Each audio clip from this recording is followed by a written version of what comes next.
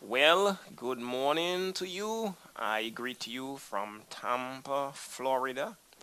And it is summertime. We are in the middle of the summer. So, it's hot, hot, hot. Tampa is hot and steamy.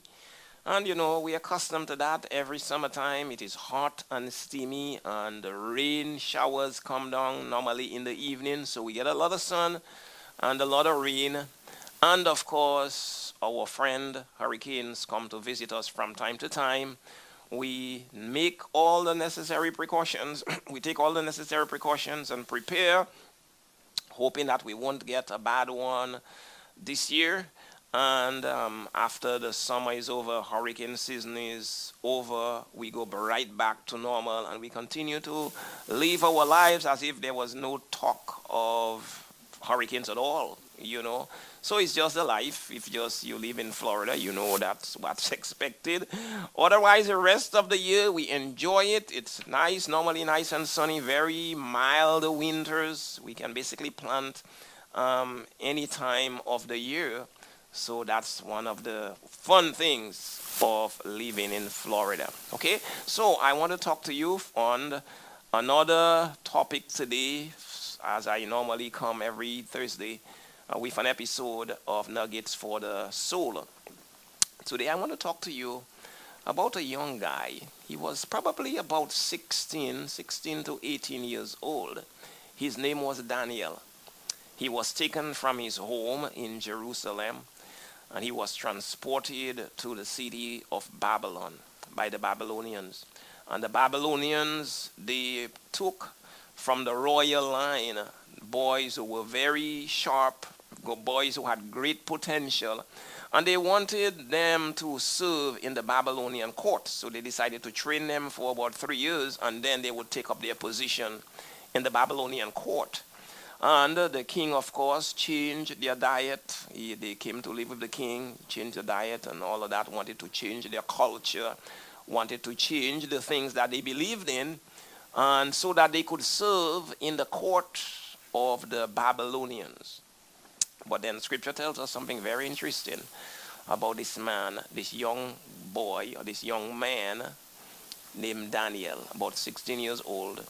In the book that bears his name, chapter 1 and verse 8, it says, "But Daniel purposed in his heart that he would not defile himself with a portion of the king's food, nor with the wine that he drank. Therefore he requested of the king that he would not defile himself." So the king said, "These young men I have brought into my palace. I'm going to train them. I'm going to educate them. And when after those 3 years, then they would serve in my court." And Daniel decided, I could serve in the king's court, but I do not want the king's food, and I do not want to adopt the king's ways. Okay? Because, and you say, why the food? Well, the food had to be prepared a certain way. The Jewish people had certain dietary laws. The food had to be prepared a certain way, the animal had to be slaughtered a certain way, and so forth. And often you'll find that the pagan nations, they would first offer the meat to the idols. So Daniel decided, I'm not going to defile myself with the Babylonian food.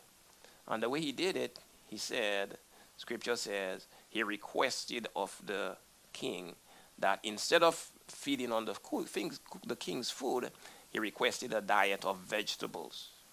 So the way I remember Daniel, what I remember him for is that Daniel was a man of conviction. Though he was young, okay? Now understand that he was living in Babylon, far away from his friends, far away from his family, far away from his home, far away from the temple, away from church, So he could have easily decided, you know what? I am in Babylon. I'm going to live just like the rest of the Babylonians. But Daniel was a man of conviction. And by that word conviction, I do not mean, you get arrested, you get charged. No, no, no, that's not what I'm talking about. Convictions are strongly held beliefs, and those beliefs are based on values. Daniel was a man of God. Daniel believed scripture. Daniel believed in following God. And Daniel decided, even though I'm living in a secular culture, I am not going to do like what other people do because I belong to God. In other words, Daniel took a stand. He stood for some things. In this culture today, in this life today, you have to be a person of conviction.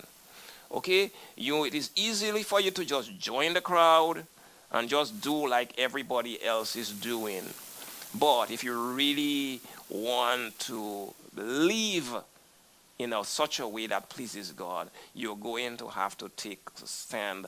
Some things are right, some things are wrong. And let me tell you this, whatever God says is right is right. Whatever God says is wrong is wrong. And wherever it is that you are living, you can decide, I am going to make a difference. You say, do you really think that in this corrupt culture, I can stand out and make a difference? Yes, you can. And let me give you just a closing example. If you go to the ocean and you catch fish, before you eat the fish, you know what you're going to have to do? You're going to have to clean it up and then put seasoning on it, put salt on it. And imagine a fish is living in the ocean night and day, 24/7 for all its years. It is completely surrounded by salt water. And you would think when you come to cook that fish, you won't have to put salt in it because it's living in an environment of saltiness. No, no, no, no, no. You have to season it up. In other words, though God allows this fish to live in an environment and still be free of salt, you and me, you and I, we can live in a corrupt environment and still be able to live a pure life, still live a life that is pleasing to God.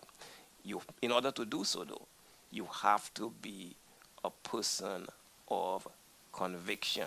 So I'm saying to you today, stand up for some things, stand up against some things. Be a man or a woman of convictions. God bless you today. Join me again next week for another edition of Nuggets for the Soul.